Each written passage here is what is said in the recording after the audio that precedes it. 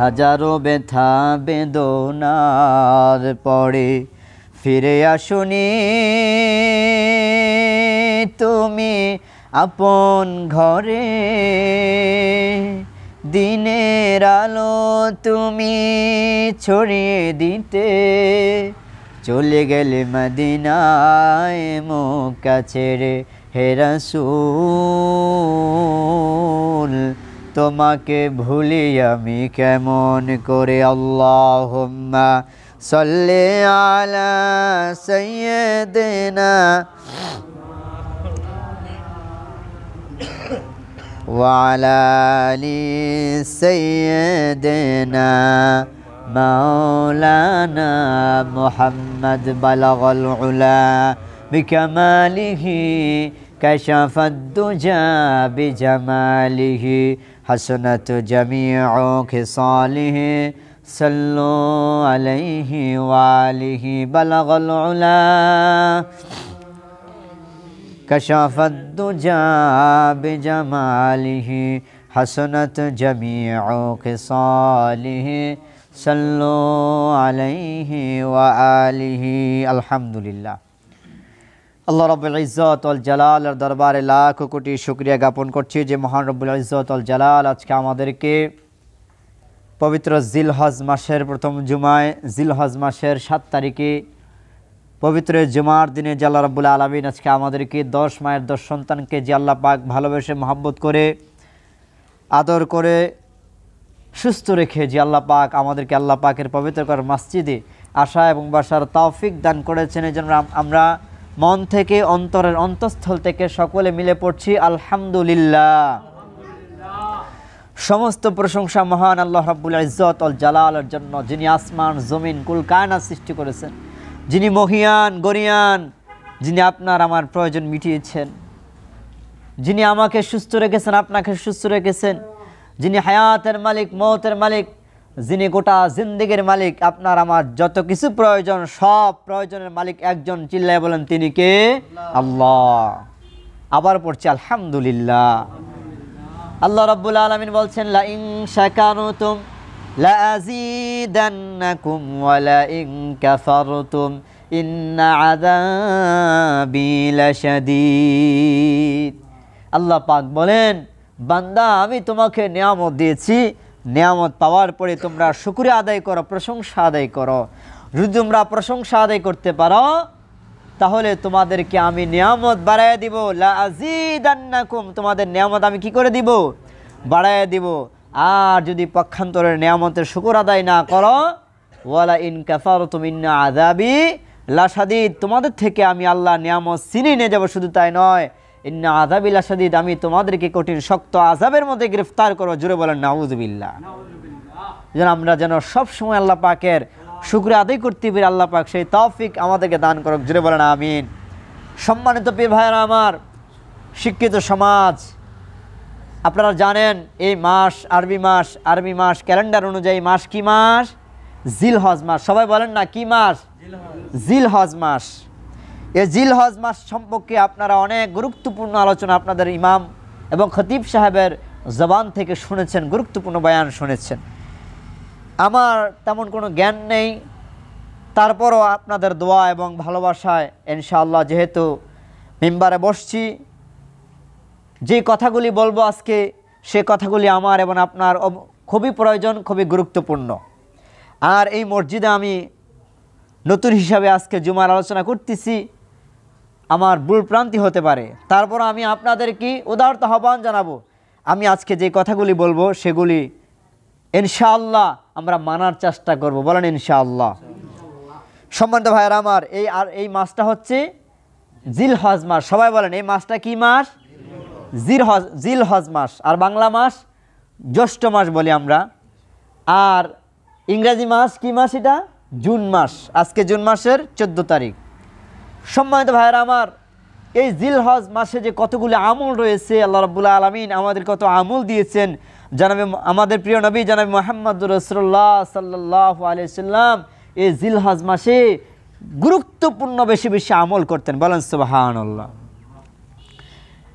যখন জিলহজ মাসের চাঁদ দেখা দিত, তখন থেকে আল্লাহর হাবিব সাল্লাল্লাহু আলাইহি ওয়াসাল্লাম সমস্ত সাহাবীদেরকে বলতেন, আজকে জিলহজ মাসের চাঁদ দেখা গিয়েছে, তো এখন থেকে তোমাদের যত রকমের পশমাদি আছে, চুল, হাতের নখ, পায়ের নখ, যত কিছু আছে সব কাটা বন্ধ করে দাও, আর যদি কাটতে হয় তো চাঁদ ওঠার আগেই তোমরা কেটে ফেলো। এটা আল্লাহর হাবিব সাল্লাল্লাহু আলাইহি সাল্লাম নসিহত করেছিলেন। তারপর যে কথা বলেছিলেন যে সাহাবেরা শোনো, জিলহজ মাসের প্রথম 10 দিন আল্লাহর কাছে সবচাইতে প্রিয়, সবচাইতে দামি, বলেন সুবহানাল্লাহ। কোরআন কারিমে আল্লাহ কসম খেয়েছেন এই জিলহজ মাসের 10 তারিখ সম্পর্কে, অর্থাৎ এই জিলহজ মাসের 10 দিন। বিশেষ করে এই জিলহজ মাসের প্রথম 10 রাত্র, প্রত্যেকটা রাত্র লাইলাতুল কদর পরিমাণ সমতুল্য সওয়াব। জোরে বলেন সুবহানাল্লাহ, সুবহানাল্লাহ। কতটুকু সওয়াব বলেন তো দেখি, জিলহজ মাসের সওয়াব আছে না? জোরে বলেন, আছে। তারপর বিশেষ করে এই জিলহজ মাসের দিনের বেলা তোমরা কি রাখো? রোজা রাখো। আর যদি নাও পারো কমপক্ষে আরাফাত দিনের রোজাটা ছাড়বে না তোমরা, আরাফাত দিনের রোজা তোমরা রাখবেই। এখন আরাফাত দিনের রোজা আমরা রাখলে আমাদের কি লাভ হবে? হাদিস শরীফের মধ্যে আসছে, আল্লাহর হাবিব সাল্লাল্লাহু আলাইহি সাল্লাম বললেন, আরাফাত দিনের রোজা কেউ যদি রাখে তার আগের 1 বছরের গুনাহ, পরের 1 বছরের গুনাহ আল্লাহ রাব্বুল আলামিন মাফ করে দেন। জোরে বলেন সুবহানাল্লাহ।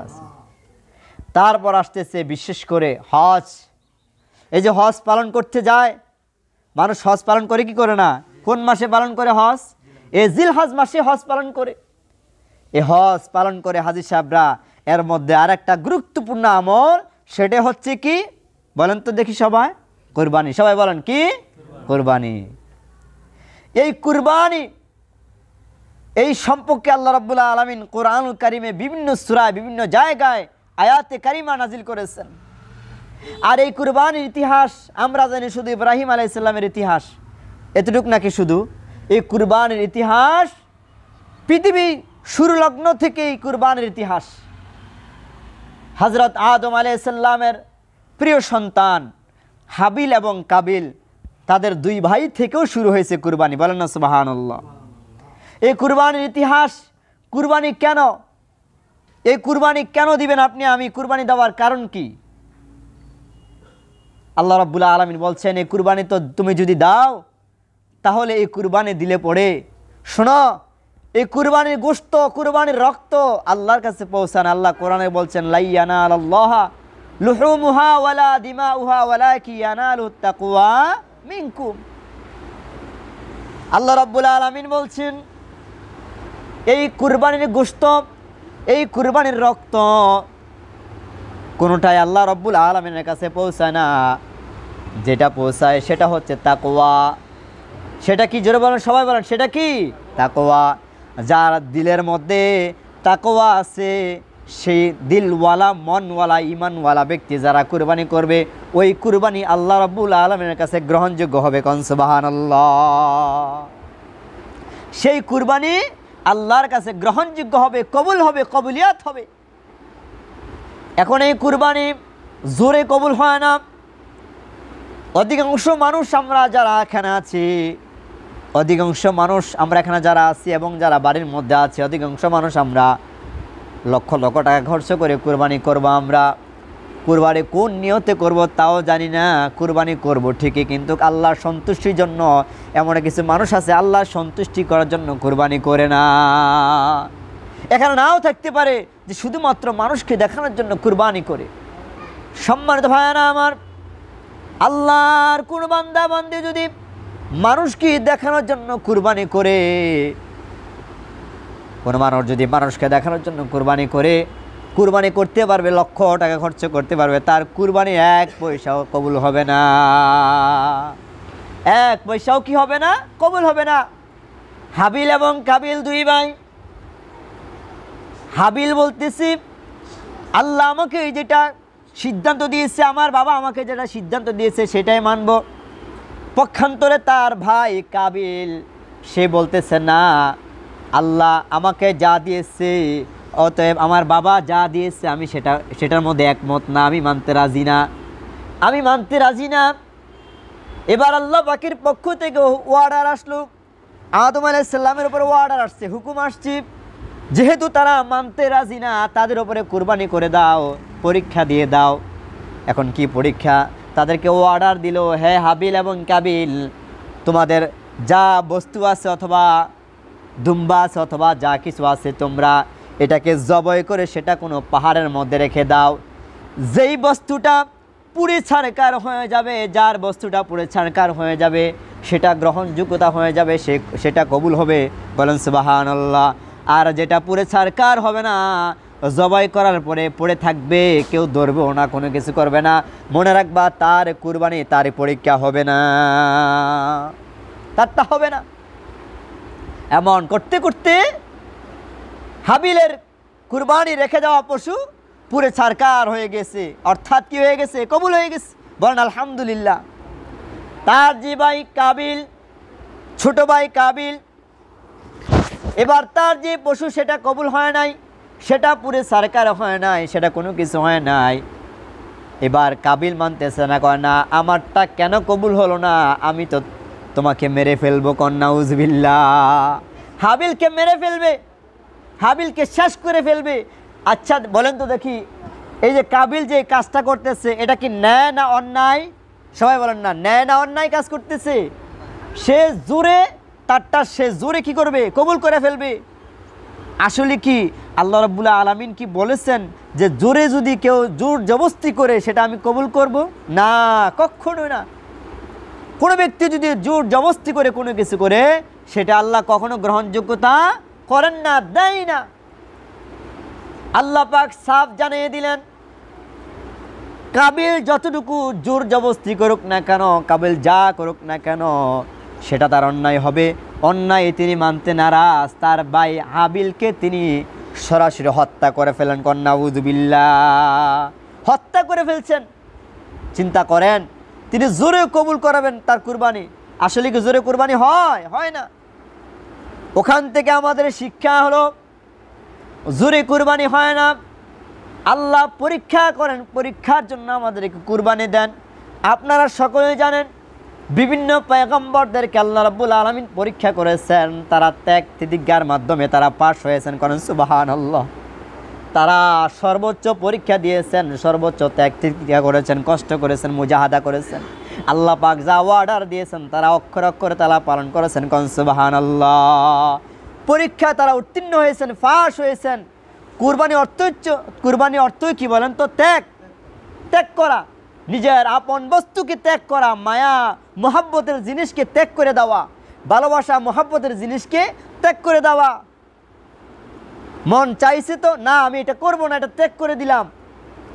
অন্যায় কাজ করব তো না আমি এটা করতে পারবো না, এটা ত্যাগ করে দিলাম। সুবহানাল্লাহ বলবেন না? কুরবানির শিক্ষাই হলো ত্যাগ করে দেওয়া। পছন্দের জিনিস গুনাহ করতে করতে আমার খুব ভালো লাগে, নামাজ না পড়তে ভালো লাগে, রোজা না রাখতে ভালো লাগে, দাড়ি না রাখতে ভালো লাগে, মানুষের গীবত বলতে ভালো লাগে, চাষটলে বসে বসে মানুষের গীবত বলতে ভালো লাগে, শিরকি গুনাহ করতে করতে ভালো লাগে, ওই সমস্ত হারাম অন্যায় সুদ ঘুষ জিনা ব্যভিচার করতে ভালো লাগে। তো এই ভালো লাগার জিনিসটা অন্যায়ের জিনিসটা থেকে ফিরে আসাই এই ত্যাগ স্বীকার করে আমি ভালোর দিকে আসলাম। বলেন সুবহানাল্লাহ। অন্যায় কাজ করলাম না আর কি। আল্লাহ আপনি আমাদেরকে তৌফিক দান করেন, অন্যায় থেকে আমাদেরকে ফিরান। জোরে বলেন আমিন। তারপর আপনারা জানেন হযরত ইব্রাহিম আলাইহিস সালামকে আল্লাহ রাব্বুল আলামিন কত পরীক্ষা দিল। আল্লাহু আকবার। আপনারা জানেন কোরআনুল কারীমের মধ্যে আল্লাহ পাক স্পষ্ট করেছেন, ইব্রাহিম আলাইহিস সালাম ৮৬ বছর বয়স, তার সন্তান নাই, কতটুকু পেরেশানি, কতটুকু হতাশা। তারপর আল্লাহ পাকের কাছে চাইলেন, রব্বি হাবলি মিনাস সালিহিন, আল্লাহ আপনি আমাকে একটা নেককার সন্তান দেন। বলেন আমরা সন্তান চাইবো কার কাছে? সবাই বলেন কার কাছে? সবাই কথা বলতে পারেন তো? একটু আল্লাহর কাছে কথা বলেন। আমরা সন্তান চাইবো কার কাছে? আল্লাহর কাছে। সন্তান দেওয়ার মালিককে? আল্লাহ। খবরদার, আমরা যদি আল্লাহ ব্যতীত কারো কাছে, মাখলুকের কাছে কোনো কিছু চাই, সেটা শিরিক হয়ে যাবে। আর আল্লাহ পাক বলেন, নিশ্চয়ই যারা শিরিক করবা ওই শিরিকের গুনাহ আমি আল্লাহ কখনোই মাফ করব না। আল্লাহু আকবার। শিরিক করা যাবে? বলেন না, শিরিক করা যাবে? শিরিক করা যাবে না। চাওয়ার মালিক একমাত্র আল্লাহ, দেওয়ার মালিক একমাত্র আল্লাহ। আমি যখন চাইবো তো আমার রব, আমার মালিক আমাকে দিতে প্রস্তুত। বলেন সবাই, বলেন সুবহানাল্লাহ। আমার মালিক আমাকে দিতে প্রস্তুত। ইব্রাহিম আলাইহিস সালাম এবার আল্লাহর কাছে চাইলেন, আল্লাহ পাক তাকে সন্তান দিলেন। সন্তান দেওয়ার পরে কয়েক বছর যেতে না যেতে আল্লাহ রাব্বুল আলামিন তাকে আবার বললেন, ইব্রাহিম তোমার সন্তানকে, প্রিয় সন্তান, প্রিয় বস্তু কি তুমি কুরবানি দাও, প্রিয় বস্তু কি তুমি কুরবানি দাও। তিনি স্বপ্নে দেখলেন, কি দেখলেন? স্বপ্নে দেখলেন তিনি তার প্রিয় বস্তু কি কুরবানি করেন। তিনি স্বপ্নে দেখলেন, যেই মুহূর্তে তিনি স্বপ্নে দেখলেন, স্বপ্নের মধ্যেই তিনি আবার চিন্তা করলেন আমার প্রিয় বস্তু কি হতে পারে। তিনি সকালবেলা ঘুম থেকে উঠলেন, ঘুম থেকে উঠে তার সন্তানকে বললেন, প্রিয় সন্তান আমার, আমি দেখতে পেলাম আল্লাহ পাক অর্ডার দিলেন প্রিয় বস্তুকে কুরবানি করার জন্য। আমার প্রিয় বস্তু আর কিছু হতে পারে না। অনেক চিন্তা ভাবনা করে দেখলাম আল্লাহ পাক আমাকে ৮৬ বছর বয়সে, বৃদ্ধ বয়সে আমাকে একটা সন্তান দিয়েছেন। আমি চিন্তা করে দেখলাম তুমি ছাড়া আমার আর কেউ প্রিয় হতে পারে না। এরকম চিন্তা ভাবনা করলাম, আর চিন্তা করে দেখলাম আল্লাহ পাক তো এইটাই বলেছেন তুমি তোমার প্রিয় বস্তুকে কুরবানি দাও। এত বছর বয়সে সন্তান আসলো, সেই সন্তানকে কুরবানি করার জন্য বললেন। প্রিয় সন্তানকে কুরবানি করার জন্য প্রস্তুত, প্রিয় সন্তানকে কুরবানি করার জন্য প্রস্তুত। সম্মানিত ভাইয়েরা আমার, কোরআন কারিমে আল্লাহ পাক এভাবেই বলেছেন যে যখন তার সন্তানকে কুরবানি করার জন্য বললেন, তখন তিনি বললেন যে সাতাজিজুনি ইনশাআল্লাহু মিনাস সাবিরিন, আমাকে আপনি ধৈর্যশীলের কাতারেই আপনি পাবেন, আপনি হতাশা হবেন না। বলেন না সুবহানাল্লাহ, সুবহানাল্লাহ। আপনি আমাকে ধৈর্যশীলের কাতারের মধ্যে পাবেন, হতাশা হবেন না। ক্বালা ইয়া আবাতি ফাআল মা তুমার, অর্ডার করেছেন আল্লাহ পাক, তো তার এই কথা, তো এই অর্ডারের কথা সন্তানকে জানালেন। তারপরে জবাব আসলো কি, সাতাজিদুনি ইনশাআল্লাহু মিনাস সাবিরিন, ইনশাআল্লাহ আমাকে আপনি এমনভাবে পাবেন আমার মুখে পেরেশানি দেখবেন না। কারণ অর্ডার কার বলেন না? অর্ডার কার? আল্লাহর। আর নবীরা যখন অর্ডার করেন, নবীরা যখন কোনো হুকুম পান, এটা তো সরাসরি আল্লাহর পক্ষ থেকে আসে। আর নবীরা যখন স্বপ্ন দেখেন, সেটা কিন্তু ওহী। সবাই বলেন সেটা কি? ওহী। এটা তো কখনো মিথ্যা হতে পারে না। তিনি বললেন, বাবা এটা কখনো মিথ্যা হতে পারে না, আপনি কাজ চালিয়ে যান।